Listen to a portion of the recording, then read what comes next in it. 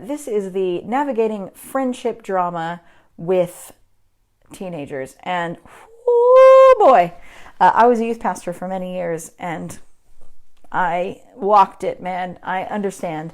And so if you're here to find out how to solve every problem with your children's friendship dramas in teenage life, I am not going to do that for you. But hopefully I can give you some next steps, because friendship drama can be huge and massive and deeply impacting to our children. And I think that's a lot has to do with the fact that we're made for friendship. We're made for relationship. We are made to not be alone and to be loved and to love others and to find purpose and meaning in friendships. And so it's important. This stuff is important, and we know it's important.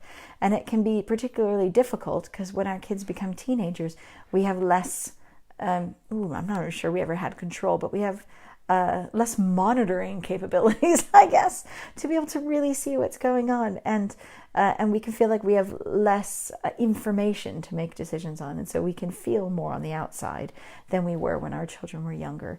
But we still are incredibly significant in how our children process these.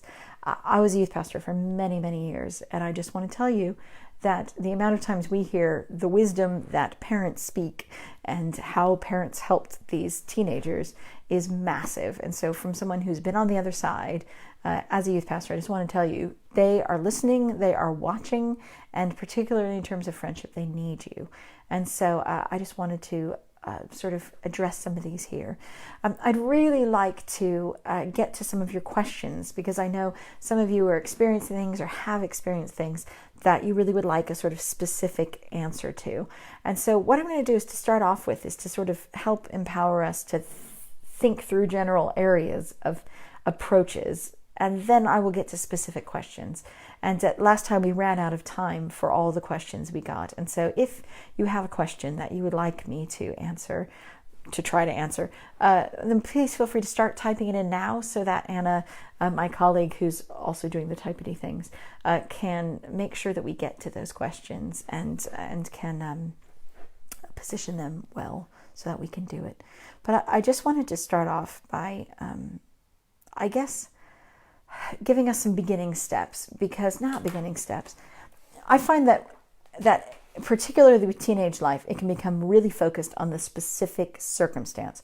So it can become very much about how this person did this thing and this person did this thing, and it's about the web. And as you as a parent become more aware of the soap opera-like drama that is hyper involved, it can feel like you're just trying to problem solve these little teeny minute specificness. And I just want to give us some skills so that you can cope with anything.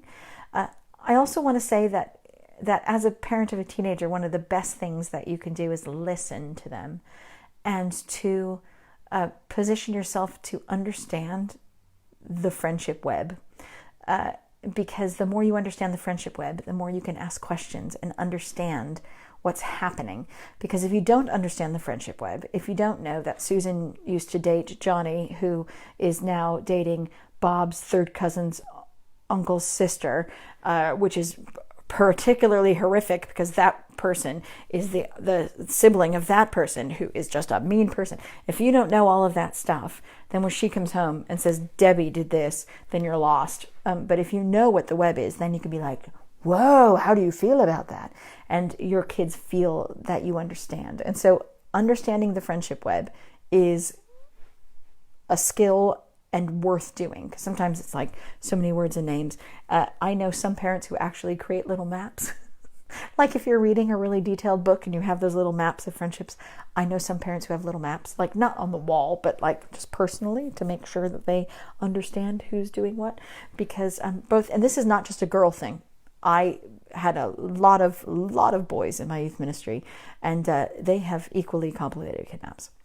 So know your kid's map is a really useful thing, so that as you're engaging with them, you understand the many dynamics of it.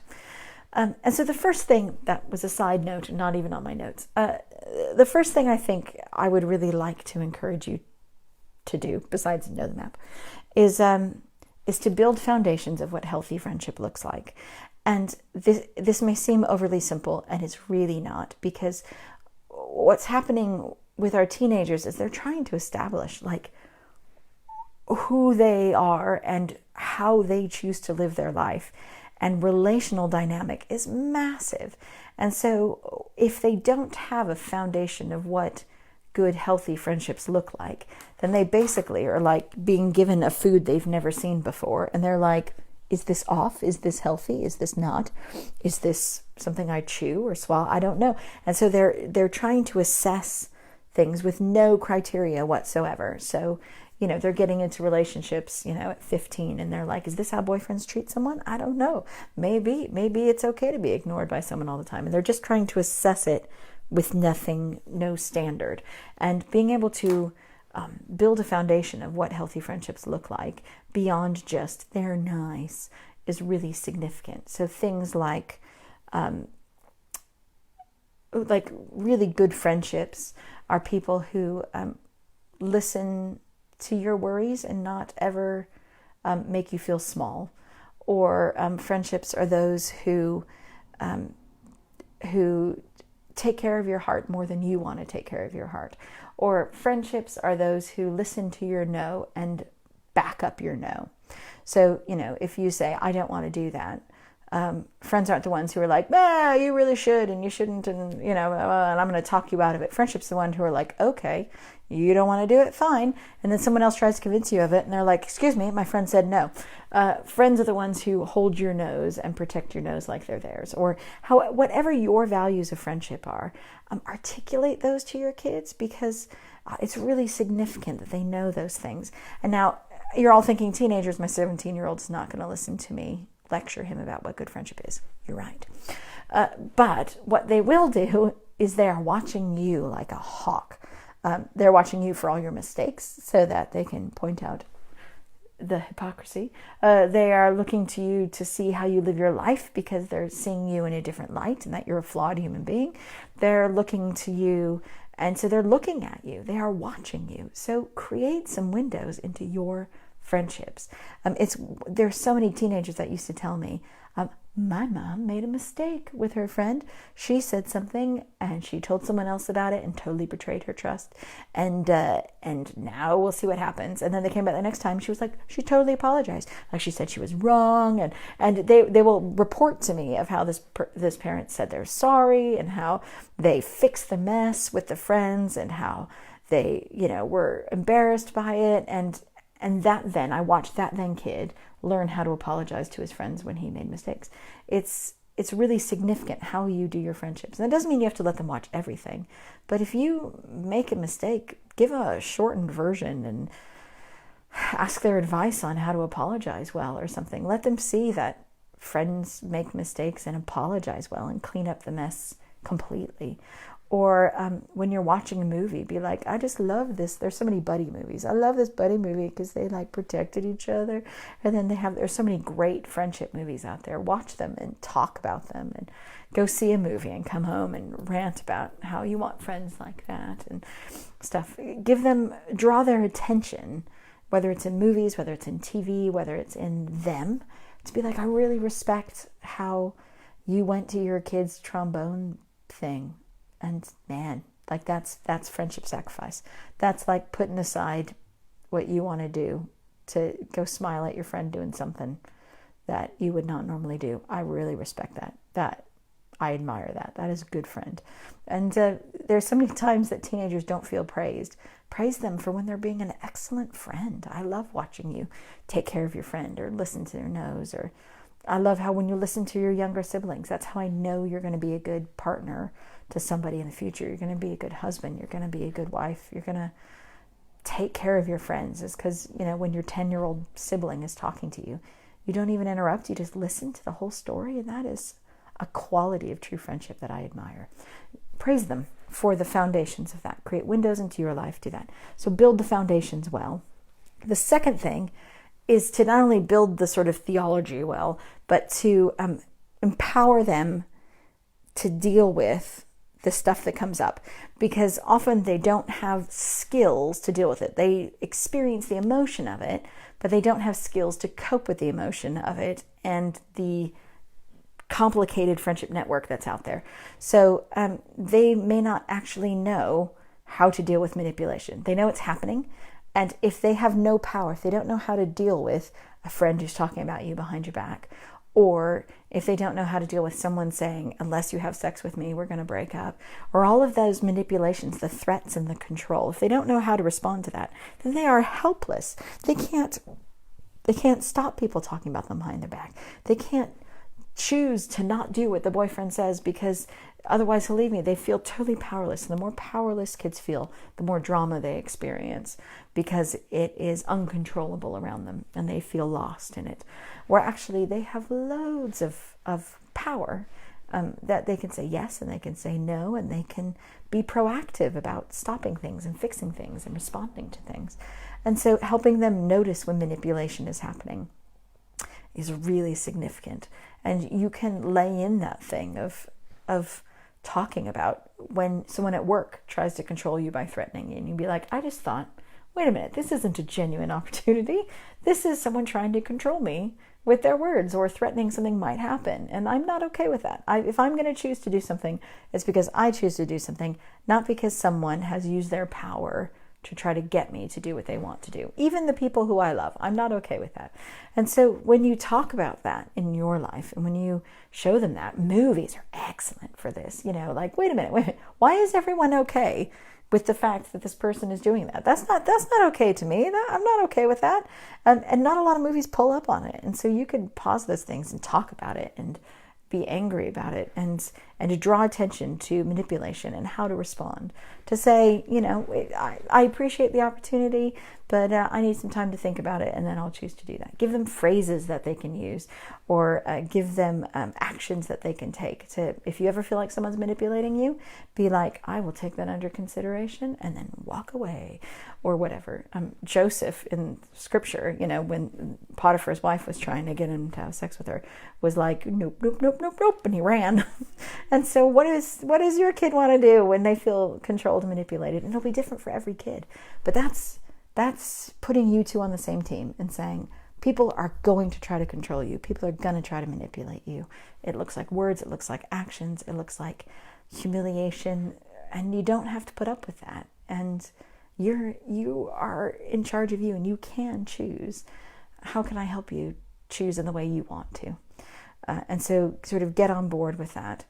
Conflict resolution. Most kids don't know how to be like, I struggle. When you did this, this is how I felt, and I would like you to do it differently. And so if you could role play, you'd be amazed at what a 16-year-old will role play when they're struggling. And so to say, okay, fine, feel free. You have a friend who is a terrible person, according to you, and you want to stop being their friend. Okay, I'll be the friend. Break up with me. And practice. Let them try 14 times on you because you're not saying how to do it. You're like, ooh, I like that phrase. That was an excellent phrase. What would they say? And be on their team to empower them on how to do it. And that's what kids are looking for. They're not looking for someone to do it for them. They're not looking for being told how to do it. But to say, I totally believe that you can stop this friendship. Tell stories of when you did and you didn't wrong or you did it well or you were surprised at how it happened. Read books together, listen to a podcast.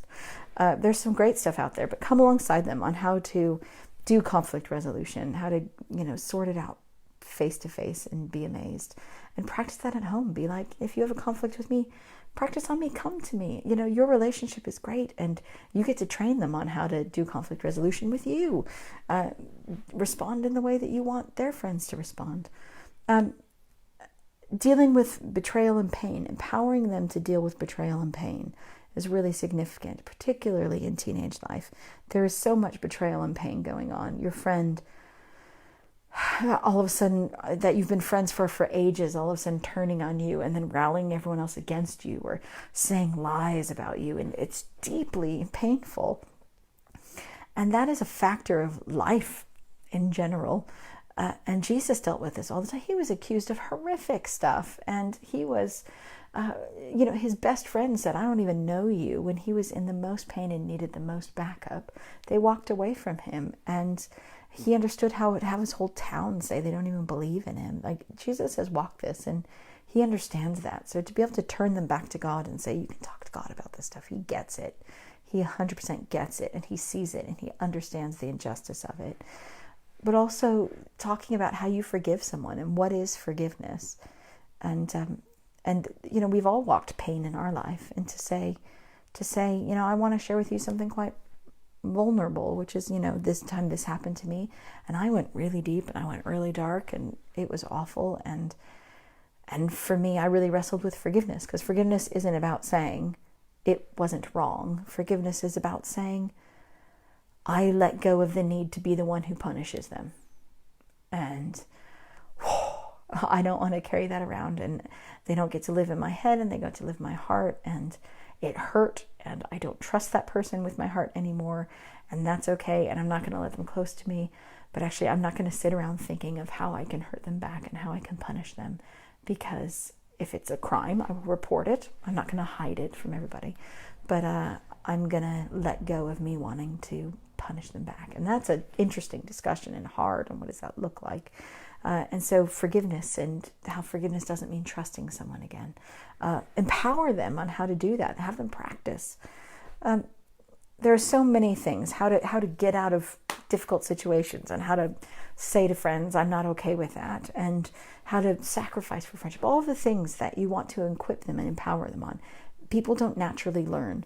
If we leave them on their own to naturally learn it, they tend to learn it badly.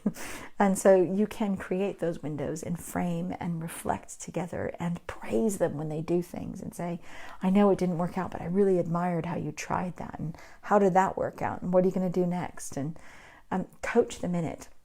That's the third thing, really, is empower them, is to give them specific skills. But the third thing is to walk alongside them in it, to say, I trust you in your relationships, and my job is to be in your corner and to help you have the healthiest friendships possible.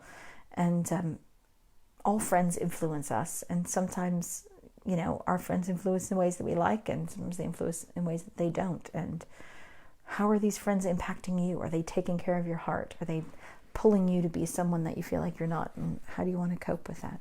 And to sort of be the one who walks alongside of them in their friendships and says, you can do this. I know you can, and you're going to make mistakes, and that's okay, because I believe in you, is a really significant place to position. So I'd love to hear any of your questions and stories and scenarios that I can maybe help you with. From Ree says, how do you help teens to not take on the emotional burdens, problems of their friends? Excellent question, Ree. Excellent question. That's big. I think, one, it kind of depends on the character of your kid. And so sometimes what you're coping with is different kids will respond in different ways. You may have a very pastoral child who, when you're looking at the grand scheme of things that they're called to, or the ways their hearts are positioned, that their heart is just, I am a pastoral person, and so therefore I want to be the person who loves you, takes care of you, does that. And so everybody's sort of working out their shape, and sometimes their shape comes out weirdly, not weirdly, but in unhealthy ways or unhealthy scenarios in their teen life, because they're doing it. My character is a problem solver, love problem solver. I couldn't wait for someone to get injured in primary school, because I would be like, get out of the way. I hope I get to give CPR right now. And I'd carry around medical gear in my clothing, so I could be like, you don't need to go to the office. I can wipe away that blood and squish it out, and I will get rocks out of you. Inappropriate, but I was like, I want to be the problem solver. And so that came out in my teenage life, and in ways that are now incredibly useful. But as you're a kid, you're trying to work it out. I'm always reminded of Moses, when Moses was like deep heart of injustice, but ended up being like, I'm going to kill someone and hide his body. That'll solve it. I just see the sort of teenage Moses of excellent character, working out, needs some work. And so when our kids are getting sucked into these things, some of it is taking a step back and seeing who God has made them to be, so that we can help them walk it out and learn the skills they need for a lifetime of having that sort of call and power. And so if your kid is someone who takes on the emotional burdens and problems of others, you may just want to explore, are they pastoral? Are they problem solvers? Are they people who love leading? And so therefore they are that sort of leader of saying, I want to, create space around me where people feel safe and I want to take care of everybody. And so once you can see what that character instinct is, then you can begin to disciple that character instinct. You can talk about how important it is that people feel powerful, and that if we take on everybody's emotions and problems, then what we're doing is we're making them feel less powerful, because we're taking so much of it on us that we actually disempower them. And actually, I give better advice when I care about someone, but I'm not experiencing those emotions too. And so what questions can I ask myself when I'm listening to someone? If I want to help my friend who's having deep emotional problems and burdens, the best thing I could do is to ask questions, or the best thing I can do is to listen to them well and help them find help someplace else. Your kid may need some structure around that. So I knew a kid who was hyper pastoral and who would be like, I will be the person. So there was concern about what was happening in their family, safeguarding wise. And the kid was like, I will make sure that this person is never alone with this other person. And I'm like, that's not your job. And so we ended up creating a structure around the kid to be like, one, never deal with someone's problem by yourself, because actually there are people with better experience and more experience. So you can be involved, but it's really important that other people with more power than you know about it. And so whether that's a teacher, whether that's someone with, someone who's pastorally responsible for that, or whether it's, if it's a problem that affects lots of people, just make sure you're not the only one holding a secret. Two, it's really important that it's not affecting your mental health. And so if you're finding yourself stewing about it, getting bitter about it, then that's something that we need to help you manage.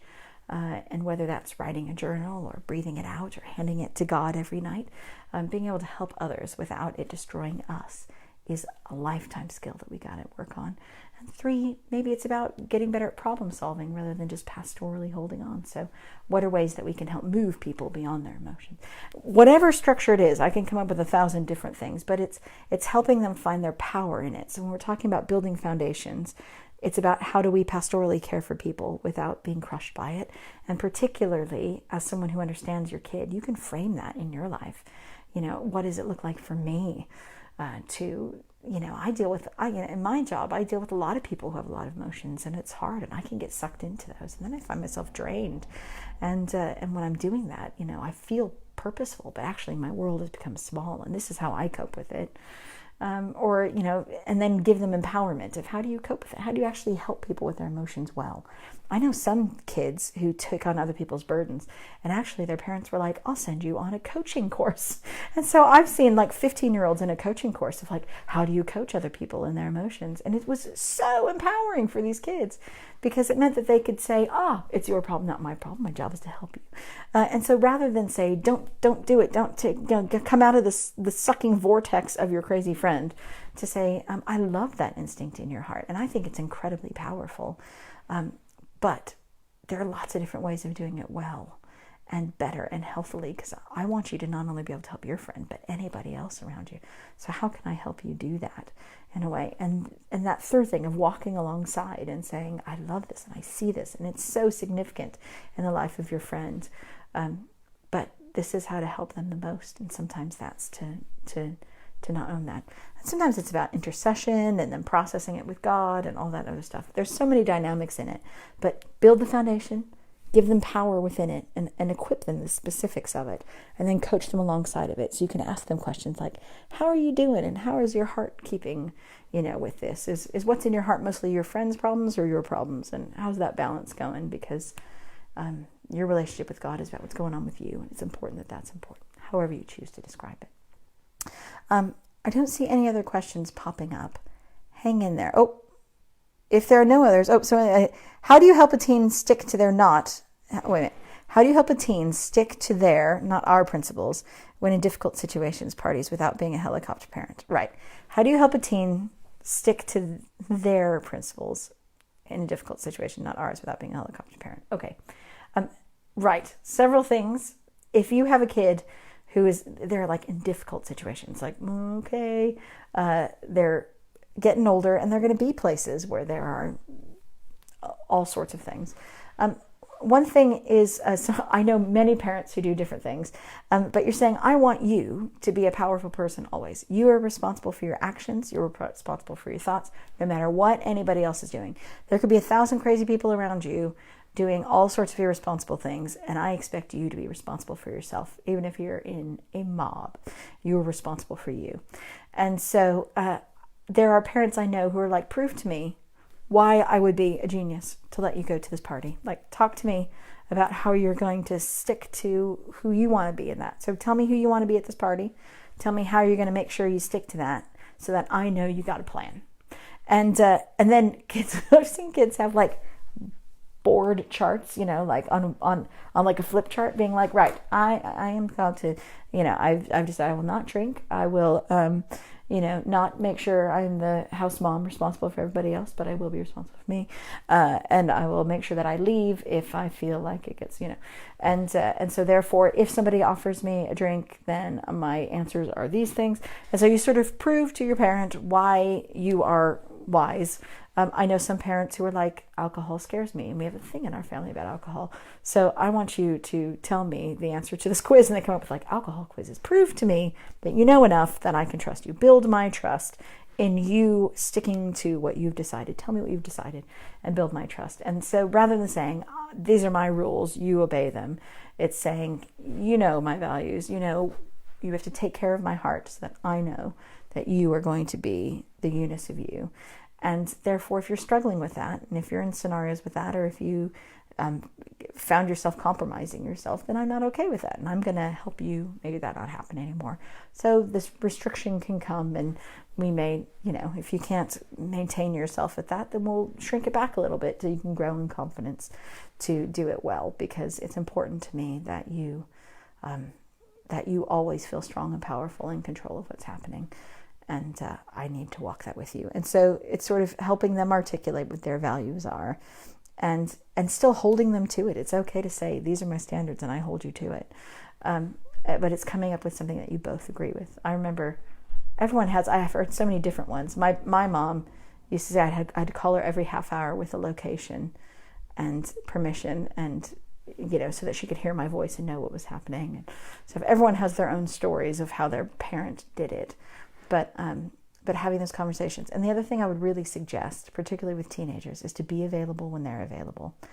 So when they come home from those parties, when they come home from those difficult situations, being available to have those conversations and kind of making that a part of life as you come home and you tell me about your evening and how was it and what was going on and what was the most frustrating part and stuff, so that you're not saying be accountable for what you did, but being available in the midst of those emotions and situations so that you can debrief with them, even if it's 10 minutes, a half hour, being available when they come home so that you're not trying to catch up 4 days later on a difficult situation that you knew was going to happen, but you're with them.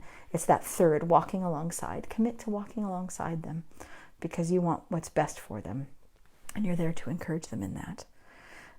Right, it is 9:30, and I'm going to let you go because The Crown has officially released season 3. And so I'm sure all y'all are wanting to watch it. So let me pray for you with your teens. God, I thank you for teenagers and the just absolute brilliance of them. I love watching children become these young adults and them trying to figure out who they are with their bodies growing and their brains changing and their hearts just expanding in their knowledge of you and of what relationships and friendships are like. And I pray right now for our teenagers that you would pour your protection upon them, that you would strengthen them with your heart and your love. I pray that you would surround them with people who speak life into them, who hear their no's and hear their yeses, and who celebrate them for who they are. I pray that you would give them good, healthy friendships. And I pray that you would grow them to be the friends that we admire in the lives of others. I pray for our relationships with our teenagers. I pray for a grace and a peace to flow in them. I pray that you would help our words be heard for what we mean them to be heard for. And I pray that you would help us to see our teenagers better, that we may love them well and coach them as they grow into adults. In Jesus' name, amen. Love you guys. I have no idea what we're doing next month, but see you next month. Come back. I'll talk to you later.